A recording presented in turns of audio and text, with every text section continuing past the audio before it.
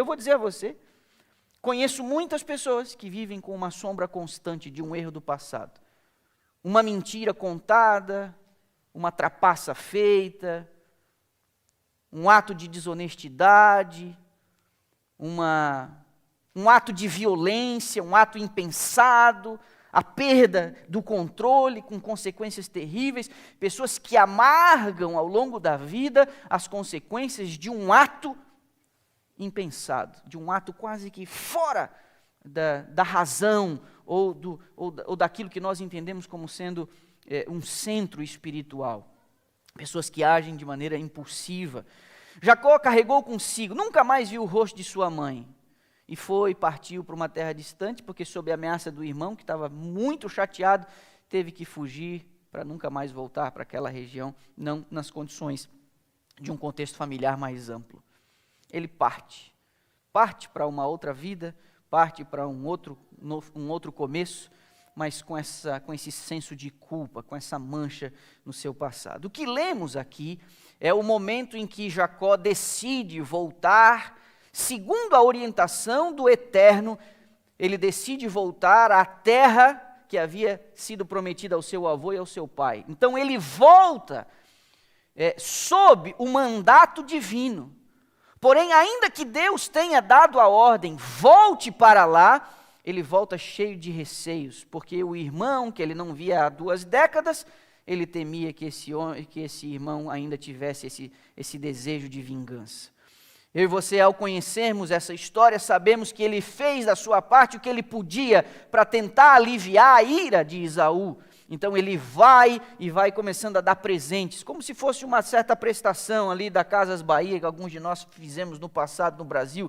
Você vai dando aí a prestações, algumas coisas, numa tentativa de aliviar. Ele vai dando presentes e mandando recado. Teu servo Jacó está chegando, teu servo Jacó que mandou, isso aqui é um presente do teu servo Jacó. Ele não se coloca numa posição como querendo reclamar a herança de Isaac. Ele se coloca na posição de, olha, eu estou bem, eu tenho as minhas posses, eu não estou em busca de nada, na realidade eu não estou vindo buscar nada, eu estou só oferecendo. No entanto, o relato bíblico diz que Esaú estava com algumas centenas de soldados. Ele foi em direção a Jacó para ir à forra e cobrar a injustiça cometida contra ele. Porém, um sonho o impede de fazer isso. Deus fala para Esaú, não mete a mão no seu irmão, não. Não mete a mão no seu irmão, não. Só que antes do encontro, Jacó, temendo a proximidade do irmão, ele passa tudo que ele tem para um outro lado do rio, e ele fica na beira daquele rio para orar na madrugada, e o que lemos foi exatamente o relato.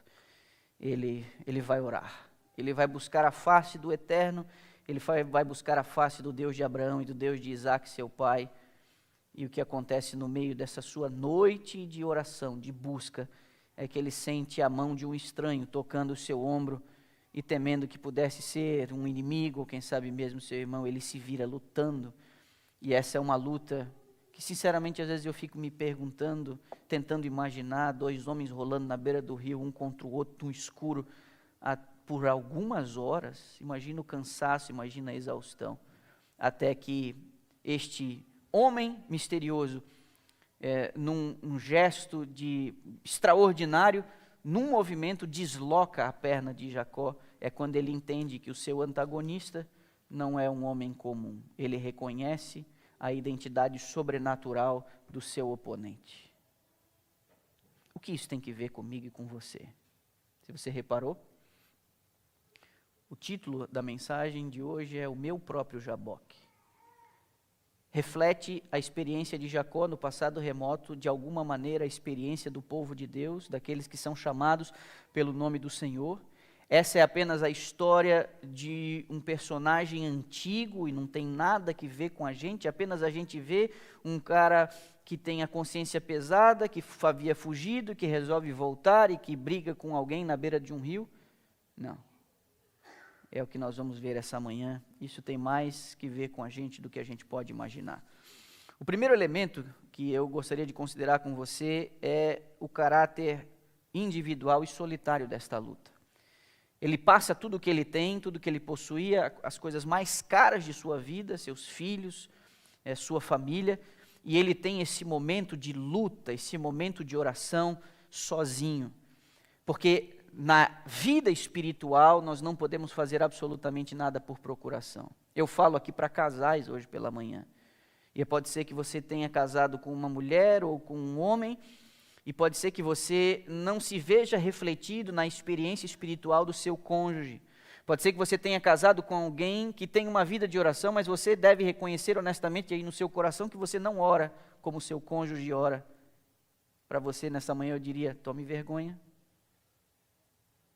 Tome o seu cônjuge como exemplo e tente chegar no passo dele, porque espiritualmente é muito ruim no casamento você ter que rebocar seu cônjuge. É muito ruim. Uma das coisas mais frustrantes, às vezes, de a gente ouvir, atendendo pedidos desesperados de famílias da igreja, são mulheres dizendo, meu marido não ora, ou o contrário também é verdade, minha mulher não tem mais interesse nenhum nas coisas espirituais. A espiritualidade é uma experiência que não pode ser passado de um para o outro por osmose, por aproximação. Essa é uma questão pessoal e você pessoalmente precisa tomar uma decisão de buscar a face do eterno, você por conta própria. O que Jacó tem nessa luta é a intuição de sua falta que oprimia a sua alma. E a dor é uma coisa tão pessoal, que mesmo irmãos que perdem um mesmo pai e uma mesma mãe, sentem a dor da perda de maneira diferente. Sabe por quê? Porque a dor é uma coisa pessoal. Ninguém pode sentir a dor do outro. Você pode ser uma pessoa extremamente empática, mas a dor é única. Ela é sua, unicamente sua, assim como a experiência espiritual. Agora, nesta luta, durante a madrugada, um toque define tudo. E o que eu queria dizer a você é que este anjo poderoso, o anjo do concerto, era o próprio Cristo, numa manifestação de sua divindade velada. Este oponente poderia ter deslocado a sua perna, ou poderia ter imobilizado Jacó nos primeiros instantes da luta. Ele poderia ter feito isso no início da noite, ele poderia ter feito isso na primeira meia hora, ele poderia ter feito isso depois de alguns instantes, mas não, o que a descrição do texto nos diz é que esta luta, ela se arrastou por várias horas, quase ao amanhecer, antes que os raios do sol revelassem a imagem do seu oponente. Esta luta foi se arrastando, porque Deus não interrompeu a luta antes. E isso aqui pode trazer a mim e a você alguma lição espiritual. Porque no desenvolvimento espiritual, gente, não é só o resultado que vale, mas o processo. Na vida espiritual, você não consegue queimar etapas. Você não pode, na vida espiritual, dar um passo maior do que a sua perna. As lutas e vitórias espirituais, elas são ganhas uma após a outra, num processo crescente, contínuo, e etapas não podem ser queimadas.